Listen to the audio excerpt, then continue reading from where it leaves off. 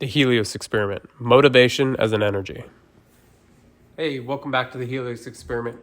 So today I'm kind of documenting what I went through with motivation, kind of what I felt today and kind of what was the driving force behind it, and then how to capitalize on that energy when it comes, because I don't know, most of you are probably very similar to me in the fact that I'm not always motivated. And when I feel that I'm not always motivated, it's not necessarily a bad thing. Whereas before, I used to call it depression, or I used to just kind of isolate myself, or I just didn't feel like I had a direction or a purpose. I needed to find something to kind of activate that motivation within me. And although some of those things are very true, as you're progressing on your journey here. But for me, what I found is that it's kind of like it's cyclical. And if you kind of follow the lunar eclipse, or not necessarily just the lunar eclipse, but just the phases of the moon and kind of what we're in, you'll start to notice and you'll see these cyclical movements within your psyche, right? And for me, I started like literally annotating that on a calendar on what I was feeling, because there was times when I would just go in, and kind of isolate myself, and that is specifically towards a phase of the moon, right? Whereas it's going into a full moon, you're starting to highlight, you're starting to come out, you're starting to see your visions and kind of see your blockages within your manifestation. So I follow the moon a lot. And I'm an entrepreneur at heart. What I'm doing right now is just building courses. And it's a course that I feel that I'm going to teach for years. It's not a course, oh, hey, check out this course, and then check out this course, and then check out this. Like the way that I want to set it up is like, how do you build a habit, right? And how do you keep that energy and keep going at a capacity that you don't burn out, right? And I kind of want to teach what I've been going through and what works for me and what doesn't work for me. And then also be able to shape and adapt to uniqueness, because not everybody's the same. Not everybody gets motivated the same. But one thing that I really found today is that when that motivation comes over you, when you feel that energy come over you, like strike, right? Whether it's sitting down and you're taking notes and you're writing something out, whether you're recording or doing something of kind of what you're building, whatever it is, take an action in that, because that is creative energy. That's something that's just kind of at your doorstep, and it's knocking on the door, and you can choose to answer or not. So there was times that I would feel this motivation, and I'd be like a little kid at a candy shop, right? And I'd kind of blow my energy all over the place, focusing here, there, here, oh my God, what if we do this, or what if we do that?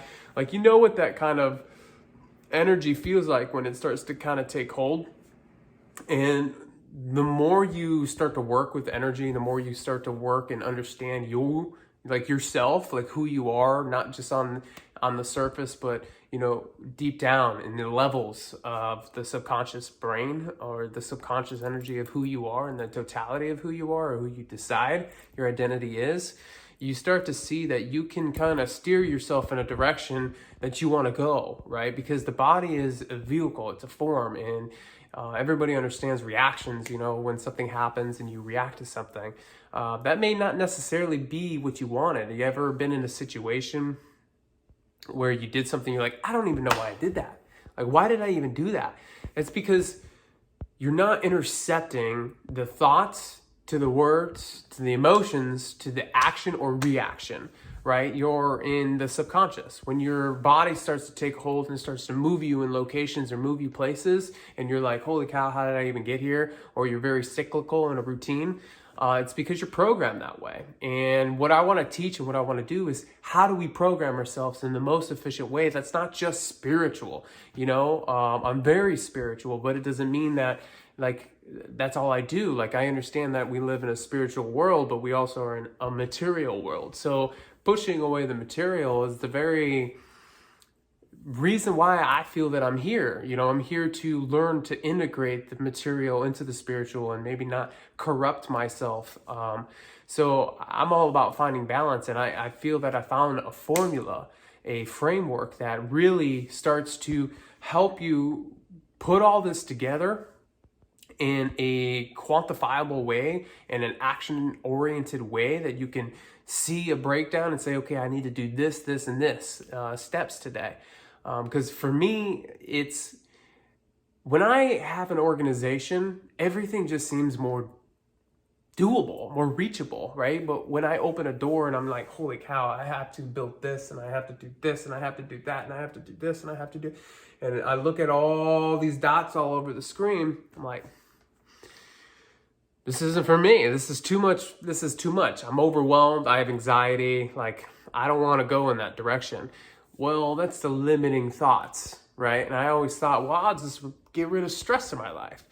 You ever notice people walking around and what appears to be a very stressful life for them, like on the surface of your perspective looking at them, for them it's not. For them it's normal. They have programmed and behaved that way in such a way that it's normal for them. Somebody running a Fortune 500 company that's an expert and a pro and a master at it, a professional, it's their dream, like it's their passion, right? You can see when the people are learning or they're suffering.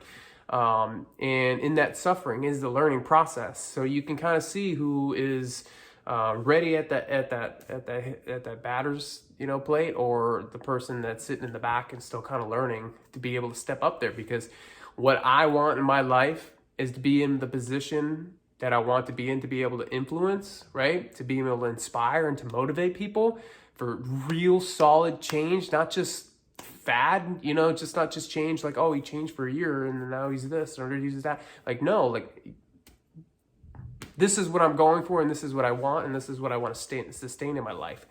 So that's kind of like where I'm at right now. I've noticed that these things work and I'm applying to them. I am the experiment, right, of kind of what I want to broach or spread, the message that I want to spread. And